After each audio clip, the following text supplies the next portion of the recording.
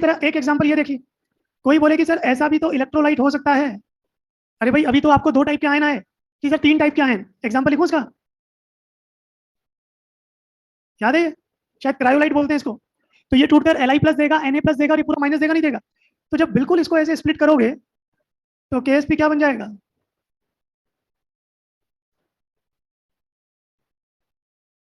अरे काम की चीज जो समझे बस, आप तो KSP का मतलब समझो बेटा, जो भी आयन सॉल्युबल हुए हैं उनकी सॉल्युबिलिटी का प्रोडक्ट लिखो। न्यूमेरिकल शुरू करते हैं। अगर 2 से ज्यादा आयन्स हैं तो इस तरह तोड़ते चले जाना।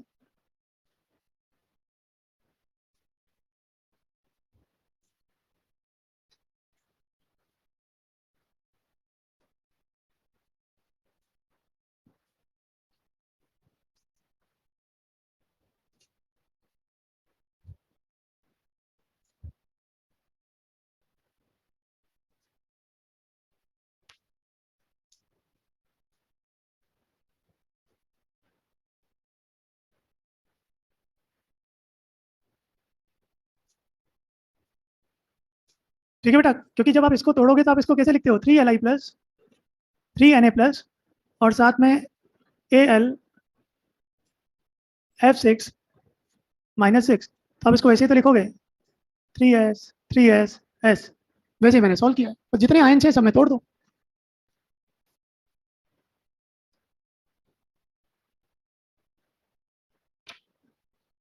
अब न्यूमेरिकल में एक पॉइंट का खास ध्यान रखना, ये जो बेटा सॉल्युबिलिटी है, सॉल्युबिलिटी की यूनिट हमेशा किस में रखोगे? नहीं है तो बना लेना। कोई बोले उसका रीजन ये है कि ये डेरिवेशन तब हुआ था जब आपने ये स्क्वायर ब्रैकेट लिया, और याद है स्क्वायर ब्रैकेट मोलरिटी होता है। KSP का फॉर्मूला तभी लगाएंगे जब सॉल्युबिलिटी की यूनिट मोल पर लीटर हो। नहीं है तो बना लेना। लो चलो एग्जाम्पल ट्राई कीजिए। फाइंड द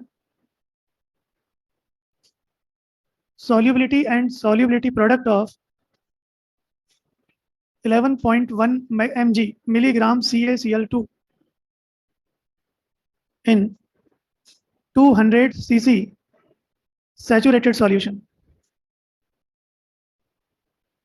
कीजिए। कंफ्यूजन है किसी को तो बता दूं, सीसी मतलब सेंटीमीटर क्यूबिक, मतलब ml। ट्राई करो बेटा। CC in sense centimetre cubic या ml। कैल्शियम क्लोराइड का S और KSP दोनों निकालिए।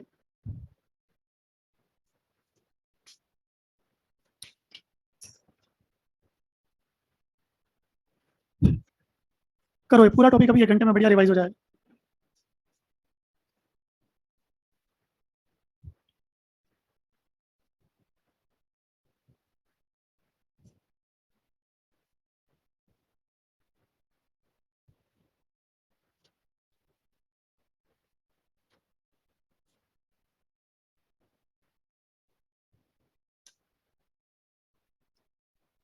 देखिए जिन्हें आ रहा है करते जाइए, जिन्हें डाउट है। सबसे पहले बेटा समझो कि सॉल्युबिलिटी से मेरा मतलब मुझे मोलरिटी ही निकालना है। तो सॉल्युबिलिटी का रिलेशन वही है, मोल पर लीटर। और मोल गिवन नहीं है तो मोल का formula mass upon molar mass. Volume अगर लीटर भी नहीं है तो ml इंटू 1000। बताइए, कैल्शियम क्लोराइड है 11.1, लेकिन ये जो मिलीग्राम है, मिलीग्राम को ग्राम में कन्वर्ट कर लेना। CaCl2 का मोलर मास कितना? 111। वॉल्यूम ये हो गया 5, ये हो गया 0.1। सॉल्युबिलिटी कितनी आ रही है? 5 इंटू 10⁻⁴ और यूनिट मोल पर लीटर। केस पे निकाल दीजिए। इसमें कोई उलझता नहीं है, बस में कैलकुलेशन गड़बड़ मत करना। KSP निकालने के लिए बेटा एडवाइस ये है कि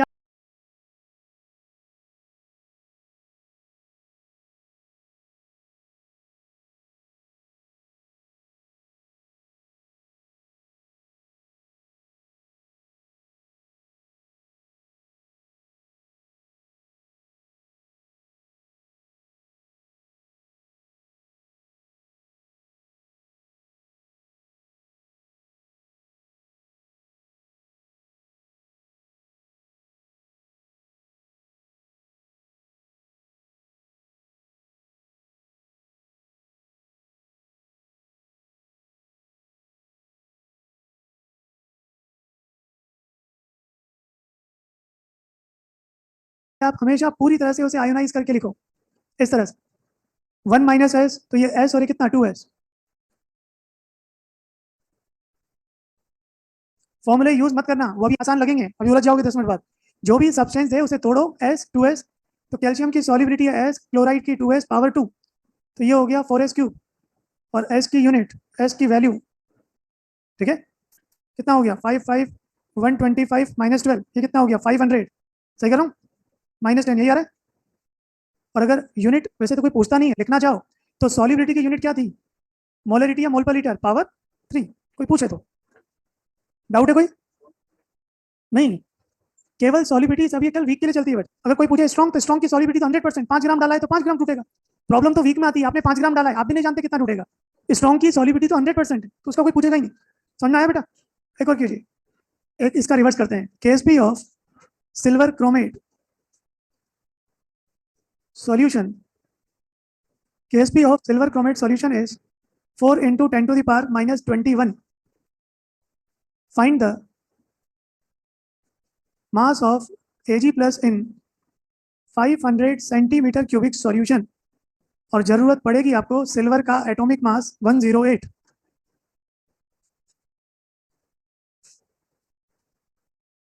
कीजिए।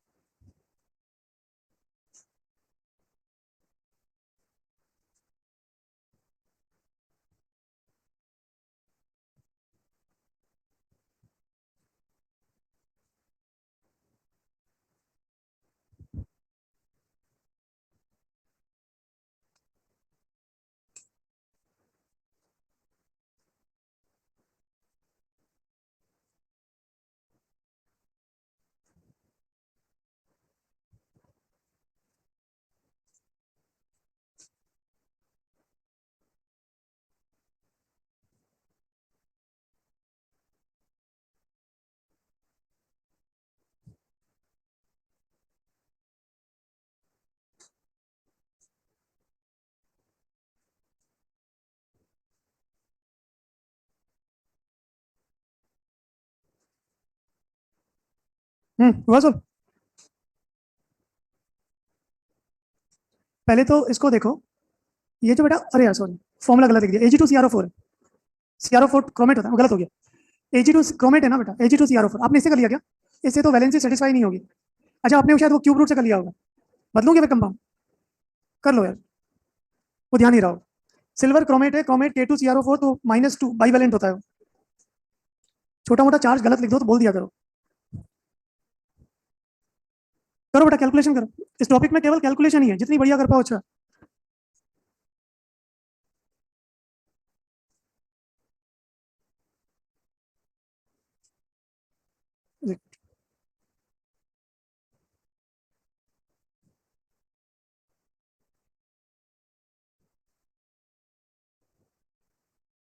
ये बेटा, मुझे सिल्वर चाहिए, अगर किसी तरह से एस निकालना है, साफ दिख रहा है Ag प्लस की टोटल कंसंट्रेशन कितनी आ रही है 2s, एस का पता लगा लो, Ag की मोलरिटी पता लग जाएगी। और ये पता कहाँ से लगेगा, अगर इसका KSP लिखूं तो आप लिखोगे Ag प्लस, जो कॉफिशियंट है पावर में, CrO4 2 माइनस। तो बोलिए बेटा, Ag प्लस की बात करें, Ag प्लस कितना है 2s। कोई पॉइंट नहीं समझ में आया बोल देना, क्योंकि सिंपल है, 4s³। KSP कितना गिवन था, 4 × 10⁻21, और ये वैल्यू 4s³ सॉल्व किया तो सॉल्युबिलिटी 10⁻7, यूनिट का खास ध्यान रखना, मोल पर लीटर। अगर बेटा ये सॉल्युबिलिटी यहाँ डाल दूं तो Ag प्लस की कंसंट्रेशन कितनी, यूनिट का ध्यान रखना, मोल पर लीटर। मोल पर लीटर मतलब मोलरिटी तो है, तो आपको Ag की मोलरिटी पता है, वॉल्यूम दिया है, इसमें मास निकालना है, लगा दो मोलरिटी का formula, weight upon molecular weight into volume ml, solve कर लो।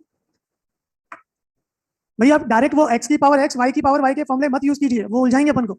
जो कंपाउंड है उसको आयंस में तोड़ो, फॉर्मूला बनाना आना चाहिए, एस निकाल लो। लो उसको सॉल्व करें तो बोलिए, यहाँ कर रहा हूँ सॉल्व। मोलरिटी आपने कितनी निकाली सिल्वर की, 2 × 10⁻7। आपको सिल्वर का मास चाहिए, तो सिल्वर का एटॉमिक मास और वॉल्यूम कितना बेटा 500 ml, cancel cancel cancel cancel, ये 108 × 10⁻7 ये ग्राम, 108 × 10⁻7 ग्राम। कोई डाउट हो तो पूछ लो, टॉपिक आगे बढ़ाते हैं। हो गया, करें स्टार्ट। क्लास में कोई मुझे बता सकता है सिल्वर क्रोमेट की फिजिकल स्टेट, मतलब रूम टेम्परेचर पे क्या है, सॉलिड, लिक्विड, गैस?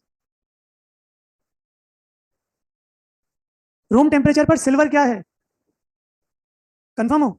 बस हो गया फिर। जब सिल्वर सॉलिड है तो सिल्वर का hydroxide, oxide, nitrate, sulphate, phosphate, chlorate, bromate सब क्या है? अगर आयरन सॉलिड है तो आयरन के सारे सिस्टम क्या है, सॉलिड है, ठीक है। अच्छा, अगर ये सॉलिड है तो फिर ये आयन कैसे लिख दिए? तो वाटर कहाँ लिखा हुआ है? आप सुनिए, वही इसका अगला टॉपिक है। ध्यान से सुनिए, इसकी फिजिकल स्टेट सॉलिड है रूम टेम्परेचर पर। भाई वैसे भी क्या आप नहीं जानते कि इलेक्ट्रोलाइट सारे सॉलिड होते हैं, जैसे NaCl? कि सर फिर ये आयंस कहाँ से आए? बाय डिफॉल्ट ध्यान रखना, इनमें सॉल्यूशन में मीडियम नहीं दिया जाता। ये सब हम कहाँ कैलकुलेट कर रहे हैं? समझ में आ रहा है बेटा? है ना? आयंस कहाँ से लेके आओगे भाई? इससे पहले वाला एग्जाम्पल मैंने आपको जो दिया था CaCl2, जैसे चूने का पत्थर होता है वैसे साफ पत्थर है, तो इसमें भी तो आपने आयंस कैसे बनाए थे? जब भी सॉल्युबिलिटी में कोई मीडियम ना दिया जाए, मैं किसमें मान के सॉल्व करता हूँ? वाटर में। अब इसमें नेक्स्ट टॉपिक लिखिए, वो लाइन यहाँ काम करेगी। Solubility of weak electrolyte. अब समझो कोई बोले कि सर आप स्ट्रॉन्ग इलेक्ट्रोलाइट की सॉल्युबिलिटी क्यों नहीं निकाल रहे? बेटा स्ट्रॉन्ग इलेक्ट्रोलाइट 100% टूटेगा। तो अगर आपने 1 ग्राम लिया है तो 1 ग्राम सॉल्युबल है, और 100 ग्राम लिया है तो 100 ग्राम। तो solubility of weak electrolyte in presence of strong electrolyte having a common ion.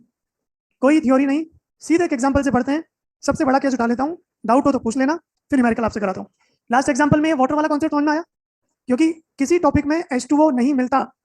लो चलो, KSP of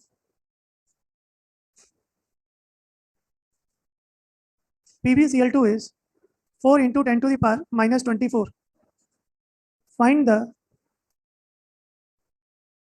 solubility of PbCl2 in first H2O, second 0.01 molar lead nitrate, third 0.01 molar, क्या लेके चलोगे? AlCl3। शुरू का पहला दूसरा पार्ट मैं सॉल्व करूंगा, डाउट हो तो रिवाइज करवा लेना। थर्ड पार्ट आप करोगे, थर्ड पार्ट ही सबसे लंबा भी है। देखना बेटा, करें स्टार्ट?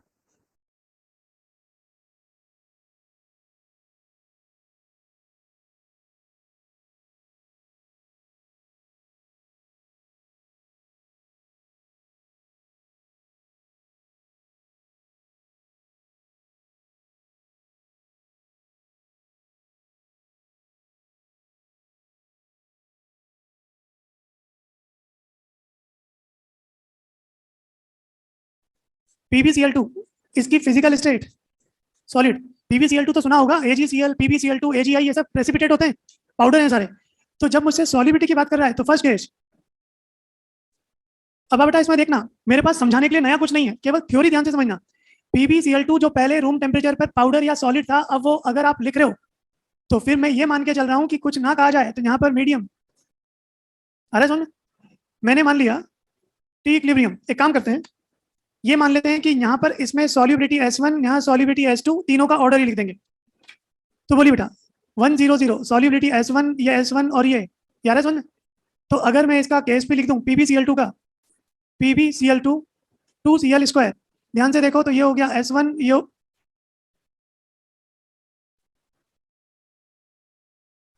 ठीक है, और ये वैल्यू कितनी है? 4 इंटू 10⁻⁻²4। कैंसिल कैंसिल, इसको सॉल्व किया तो S1 कितना, यानी इतनी सॉल्युबिलिटी PbCl2 की है जब उसको आपने केवल पानी में मिलाया। दूसरा केस आर समझ लें। तो अब तक हम जितने न्यूमेरिकल कर रहे थे वो सब बाय डिफॉल्ट किसमें चल रहे थे बेटा? H2O में। इसका सेकंड पार्ट मैं 2 बार बोलूंगा, ध्यान से सुनना, क्योंकि मुझे इसका ऑर्डर लिखना है। PbCl2 मेरे दिमाग में है कि ये व्हाइट कलर का, मतलब ये दिख रहा है आपको, जर्मन कलर एल्यूमिनियम का। इसको और हल्का कर दो, ऐसा ही होता है PbCl2। कभी कार में जो बैटरी होती है उसके टर्मिनल पे देखा है पाउडर, वो Pb का कलर ही होता है। तो PbCl2 को जब आपने पहले पानी में मिलाया है तब ये टूट कर क्या देगा, और उसके बाद फिर आप इसमें क्या मिलाओगे? सेकंड केस में कहीं भी वाटर का डिस्कशन नहीं है, लेकिन पहले वाटर है उसके बाद ही इलेक्ट्रोलाइट मिलाया है, क्योंकि खुद रूम टेम्परेचर पे अपने आप में सॉलिड है। तो अगर आप आयंस मान के चल रहे हो तो मीडियम क्या चाहिए? समझ में आ रहा है? उसी केस में एक कदम आगे बढ़ गए, उसी में आपने क्या मिला दिया। अब जरा थ्योरेटिकल समझाना मुझे। पहले बेटा सॉल्युबिलिटी यहाँ पर, देखिए पहले यहाँ पर सॉल्युबिलिटी कितनी आ रही थी? आपने इसमें थोड़ा सा PbNO3 मिलाया, तो जैसे ही मिलाया क्या कॉमन आयन Pb+2 मिला नहीं मिला? कोई बोले सर NO3-, तो ध्यान से देखो NO3- किसके पास जाएगा? अरे Pb+2 यहाँ गया। कोई बोले सर NO3- किसके पास जाएगा? तो NO3- कहाँ जाएगा बेटा आपके पास? क्या बनाएगा? लेड नाइट्रेट बनेगा और वापस टूट जाएगा। हमें कॉमन आयन देखना है। अब ध्यान से देखना, जैसे ही मैं इसमें Pb+2 बढ़ा दूंगा, ये लिख देते हैं, क्या कॉमन आयन मिलाने से जब Pb+2 की कंसंट्रेशन बढ़ी, इसको कम करने के लिए ली चैटलियर के अकॉर्डिंग रिएक्शन, जब रिएक्शन बैकवर्ड जाएगी तो ध्यान से सुनो, वाटर के अंदर कुछ ना कुछ सॉल्युबल हुआ था बेटा, यही तो गेम था। आपने जैसे ही इसमें कॉमन आयन मिलाया, चाहे Pb को मिलाओ, चाहे Cl को मिलाओ, चाहे दोनों को मिला दो, जिन दोनों में से कुछ भी बढ़ाओगे क्या रिएक्शन बैकवर्ड नहीं जाएगी? रिएक्शन के बैकवर्ड जाने का मतलब है PbCl2 जो थोड़ा बहुत टूटा था वो वापस कंबाइन होकर, तो जो ये थोड़ा बहुत आयोनाइज सॉल्युबल हुआ था, सॉल्युबिलिटी कम होने लग जाएगी। तो ध्यान से सुनो, क्या मैं बोल सकता हूं यहाँ पर PbCl2 की सॉल्युबिलिटी पहले से, कोई सब्सटेंस बेटा सॉल्युबल कब होगा, जब वो ज्यादा से ज्यादा टूटे। अगर आप रिएक्शन को आगे बढ़ा पाए तो टूटना शुरू हो जाएगा, सॉल्युबिलिटी बढ़ेगी। रिएक्शन अगर किसी वजह से पीछे आ जाए, जो थोड़ा बहुत टूटा था वापस ऐड होकर, तो क्या कॉमन आयन मिलाने से पहले के कंपैरिजन में सॉल्युबिलिटी, तो ये तो कंफर्म है कि मेरा जो अब आंसर आएगा वो इस S1 से भी, मुझे बोला है नई सॉल्युबिलिटी S2, तो मैं तो पहले ही बोल सकता हूं कि S2 और S1 में वैल्यू किसकी ज्यादा रहेगी। अरे यहां तक तो कॉमन ही है ना। अब इसी में आपने कॉमन आयन मिला दिया तो सॉल्युबिलिटी पहले से भी कम आएगी। अब जो करने वाला पॉइंट है वो देखें, S2 नई सॉल्युबिलिटी S2 और ये S2। अगर बेटा इसका KSP लिखें तो KSP क्या हो जाएगा, Pb+2Cl-स्क्वायर। इक्विलिब्रियम कांस्टेंट पर याद है कंसंट्रेशन का फर्क नहीं पड़ता, तो ये वैल्यू वही चलेगी। बोलिए Pb+2 दो जगह से, इसके टूटने से कितना है और बाकी Pb कहां से आया। अगर Pb प्लस, ध्यान से देखना इसकी कंसंट्रेशन कितनी है, तो इसको तोड़ोगे तो इसमें Pb भी कितना निकल कर आएगा, यही तो होगा। बेटा इसके एक मोल में 1 Pb, तो 0.01 में 0.01, तो Pb यहां से तो आया S2 और यहां से क्लोराइड की बात करें कितना, ये समझ में आया नहीं है। अब न्यूमेरिकल करने के लिए बस ये ध्यान रखना है, ध्यान से सुनना, दो बार बोलूंगा। आप मानते हो S1 और S2 में S2 छोटा है, अरे S1 की वैल्यू कितनी थी, सॉरी 10⁻⁸, तो ये मानते हो S2 की वैल्यू 10⁻⁸ से भी कम है, अरे कॉमन आयन से कमी आएगी, तो नहीं समझ में आ रहा, प्रूव कर लेंगे। एक बात बताओ, जब S2 की वैल्यू 10⁻⁸ से भी कम है तो 10⁻⁻2 से तो बहुत कम है, तो ऐसे न्यूमेरिकल में यहीं पर ये वैल्यू को, या है नहीं आया समझ में? अरे भाई जब S2 इससे कम है 10⁻⁸ से, तो 10⁻⁻2 से तो बहुत कम होगा, तो अगर मैं इसको हटा दूं तो बेटा कितना हो गया 4, 10⁻⁻2 और ये S2 की पावर 2, इसको सॉल्व करें, 4 से 4 कैंसिल, 10 पर कितना हो गया -22, तो सॉल्व करोगे तो कितना, तो हम गलत नहीं थे, S2 की वैल्यू S1 से बहुत बहुत कम आ रही। याद सुन, केवल एक लाइन ही एक्स्ट्रा करी है हमने, वाटर कॉमन चल रहा है बेटा, जो भी कॉमन आयन दे उसको जोड़ दो। किसी के दिमाग में ये चल रहा हो कि सर मैं लेड नाइट्रेट के साथ अगर NaCl मिला दूं तो, अरे कॉमन आयन ये भी तो मिला सकते हैं, तो कुछ मत करना, जैसे Pb में जोड़ा वैसे ही इसके साथ Cl जोड़ देना, सॉल्व करो, थर्ड खुद सॉल्व करो, तीनों का इंक्रीजिंग ऑर्डर लिख के दो। ऐसे एग्जांपल्स आते हैं बेटा। हम्म, वाटर में ऐसा कंपाउंड मिला दें जो सॉल्युबल ना हो, ऑयल या कोई ऑयली मिला दो तो वो आयन से इंटरेक्ट ही नहीं करेगा, तो सब कोई इंपैक्ट नहीं आएगा। मैं करवाता हूँ, न्यूमेरिकल करवाऊंगा उस पर।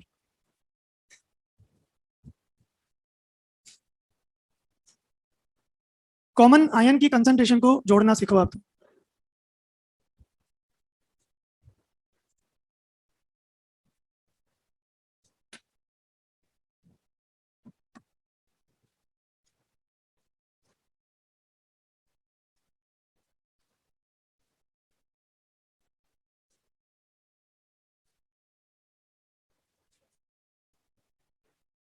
तो दोनों का आयन जोड़ देना, दोनों के रेस्पेक्ट में, इसीलिए तो एक ही निकालते हैं।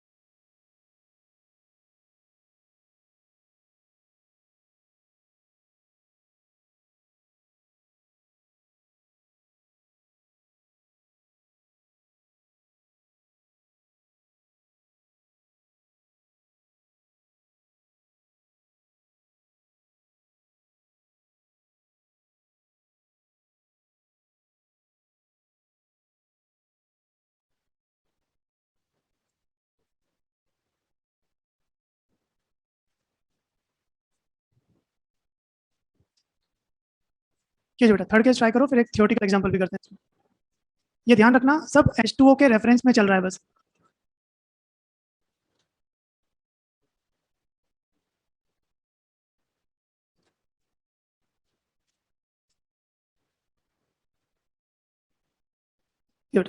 इस बार आप मिला रहे हो एल्यूमिनियम क्लोराइड AlCl3, इसकी कंसंट्रेशन है 0.01 यानी 10⁻⁻² मोलर।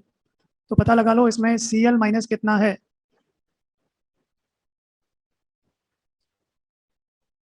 दो दो लाइन के केस हैं, ज़्यादा बड़े नहीं।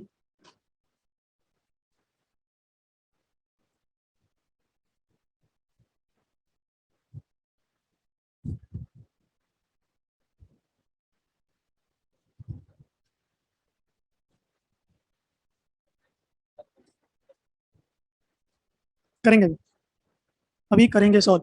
ये देखिए बेटा, यहाँ पर नई सॉलिबिलिटी S3 गिवन है, तो मैंने लिखा S3 और ये कितना होगा 2S3। और यहाँ पर ये किस वजह से हुआ, क्लोरीन आयन। कोई बता सकता है Cl माइनस कितना है, इसके 1 मोल में कितना 3, तो आप लिखोगे 3 × 10⁻²। इतना क्लोरीन मिला नहीं मिला, तो बस हो गया सॉल्व। इसमें बस यही लिखना आना चाहिए। तो बेटा केस भी लिखें, तो अब हम लिखेंगे Pb+2। यहाँ पर Pb केवल यहाँ से आ रहा है कितना S3, लेकिन यहाँ पर क्लोराइड दो जगह से आ रहा है। PbCl2 के डिसोसिएशन से तो आ रहा है 2S3, और बाकी सारा Cl आ रहा है AlCl3 से कितना 11 सुन। अब आप मुझे बताओ, क्या S1 और S3 में S1 की वैल्यू बड़ी नहीं होगी। अरे वाटर तक तो S1 ही था ना, जब वाटर लिया था तब तो क्या था, और जब AlCl3 मिलाया तब क्या आया। क्या कॉमन आयन मिलाने से हमेशा सॉलिबिलिटी। तो S1 की वैल्यू है 10⁻⁻8। तो नो डाउट अगर ये 10⁻⁸ है तो S3 की वैल्यू 10⁻⁸। कहने का मतलब क्या ये पूरा डेटा इसके कंपैरिजन में हमेशा नेग्लिजिबल होगा।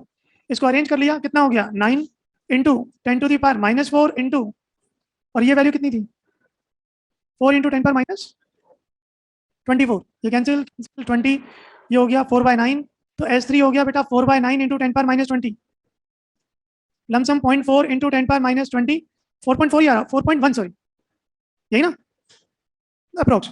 और यूनिट, तो कोई आपसे अगर S1 S2 S3 का ऑर्डर पूछे, S1 वाटर में मैक्सिमम, उसके बाद बोली 10⁻⁻, लेकिन ये तो हुआ आपने पूरी मेहनत करके न्यूमेरिकल से किया। अब कोशिश करते हैं थियोरेटिकल करने की। ये समझ में आ गया, ये समझ आया कि वाटर नहीं देने के बावजूद मैं हर रेफरेंस वाटर के हिसाब से लेके चलूंगा, वरना आयंस कहाँ से लाओगे।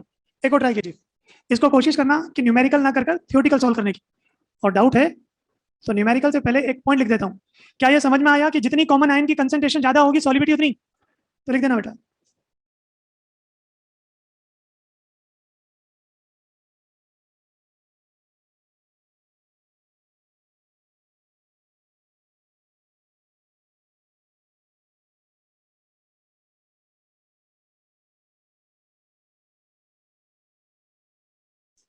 Concentration of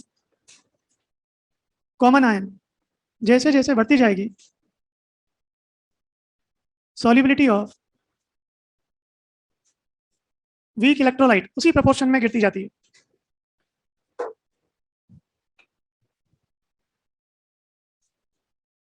find the solubility of AgCl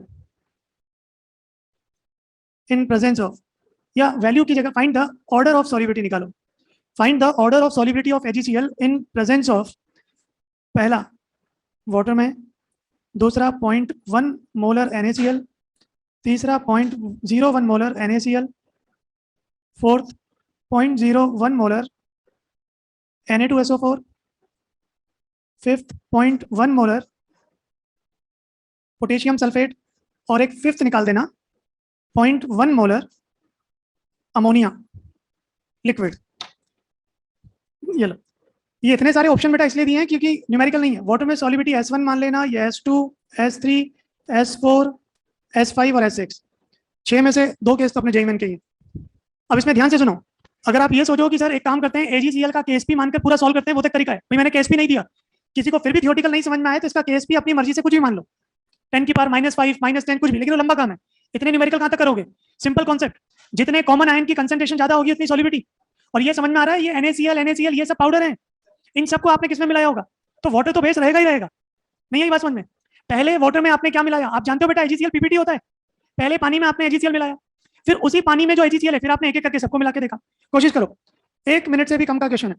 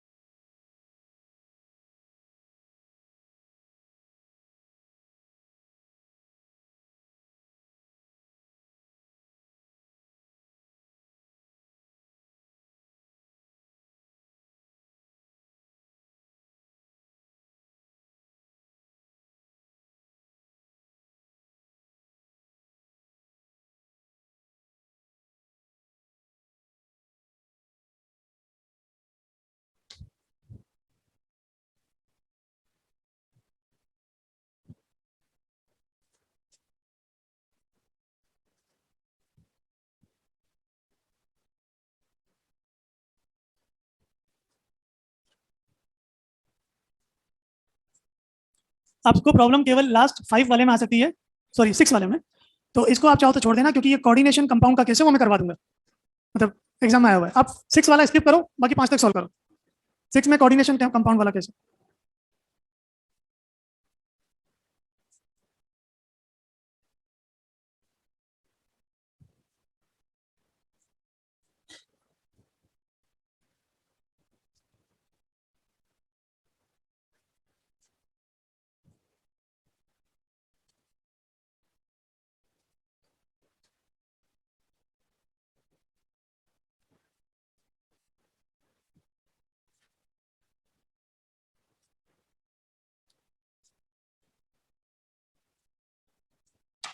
चलिए थोड़ा ध्यान से देखें।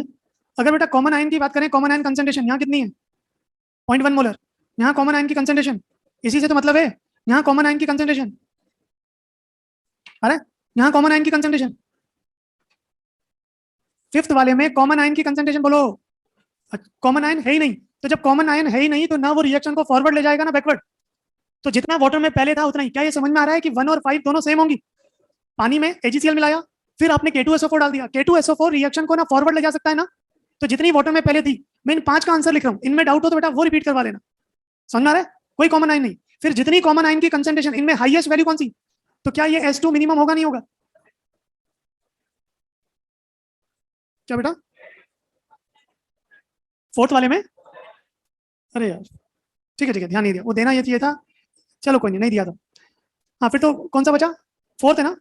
फोर्थ, ठीक है, ठीक है।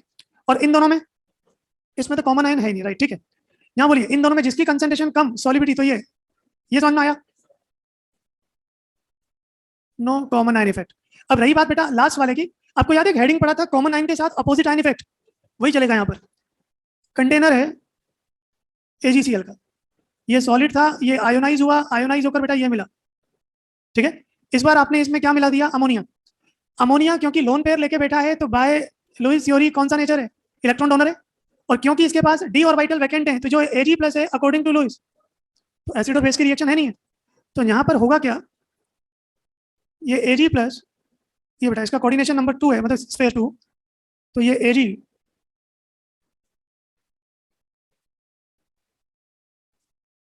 अब आप बताइए, जैसे जैसे मैं अमोनिया के ड्रॉप्स इसमें मिलाता जाऊंगा, क्या अमोनिया Ag को लेकर ही बनाएगा, नहीं बनाएगा?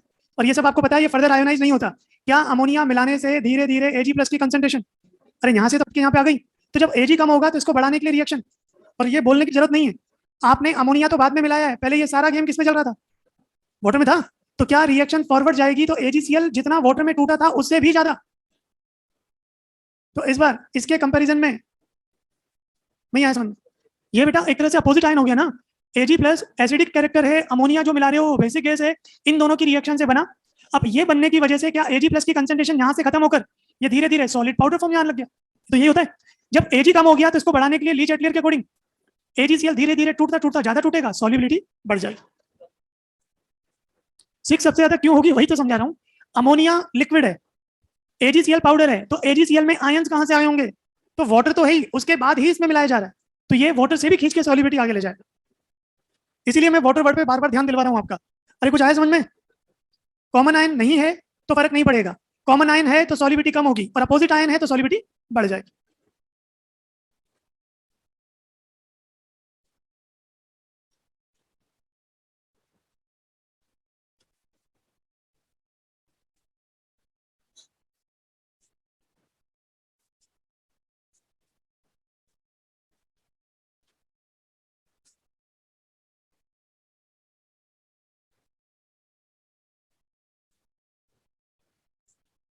हम्म,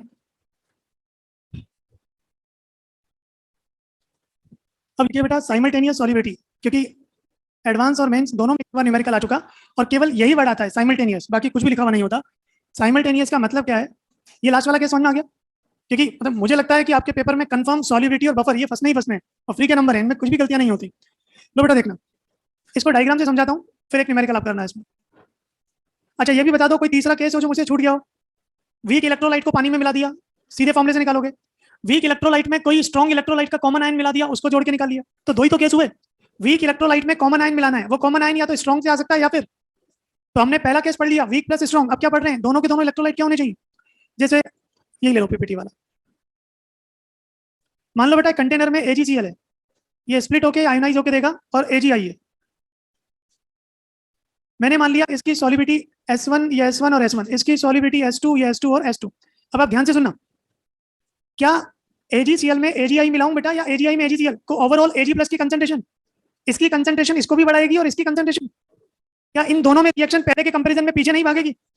अरे मान लो पहले कंटेनर में AgCl पड़ा हुआ था, आपने क्या मिला दिया, ये कितना ही कम दे थोड़ा बहुत तो Ag देगा, थोड़ा सा भी Ag बढ़ा तो रिएक्शन कहाँ जाएगी? क्या पहले के कंपैरिजन में इसकी सॉलिबिलिटी, और बार बार बोल रहा हूँ ये सब गेम किसमें चल रहा है, पानी में जब आपने AgI नहीं मिलाया था तो इसकी सॉलिबिलिटी कुछ मान लो सपोज S, जब पानी में AgCl के साथ ये मिला दिया तो AgCl की नई सॉलिबिलिटी कितनी, क्या आना चाहिए? नहीं आ रहा समझ, कुछ समझ आ भी रहा है? अरे बेटा रिपीट करूं, समझ में आ गया? ये साइंस